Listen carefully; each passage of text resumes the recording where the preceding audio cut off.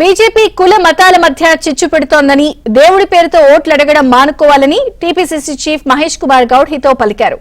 మతాల పేరుతో రెచ్చగొట్టే వారికి ఎన్నికల్లో బుద్ధి చెప్పాలని కోరారు.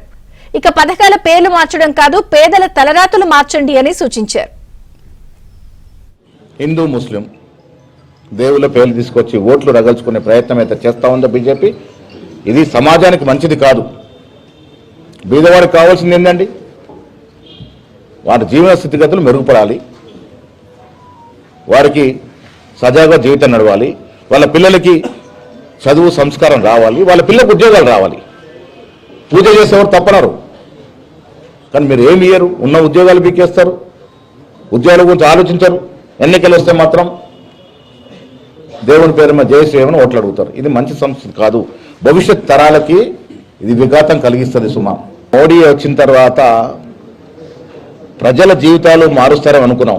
పేర్లు మార్చడానికి పరిమితం అయిపోయింది మోడీ సర్కార్. తెలుసా మీకు? దాదాపు 250-300 సంస్థల పేర్లు మార్చినారు. మహాత్మా గాంధీ యొక్క పేరును మండలం తీసేశారు. ఎంత అన్యాయం ఇది!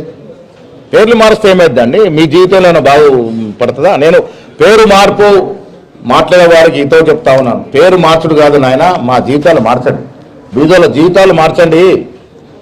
మీ బీదోళ్ళ జీవితాల యొక్క ప్రమాణికలు పెంచండి. ఆ దశగా ఆలోచన లేదు. ఏమవుతుంది పేరు మారుస్తే? బొగ్గ పెడుతుందా? పేరు మారుస్తుంది ఏమవుతుందండి? పేరు మార్పు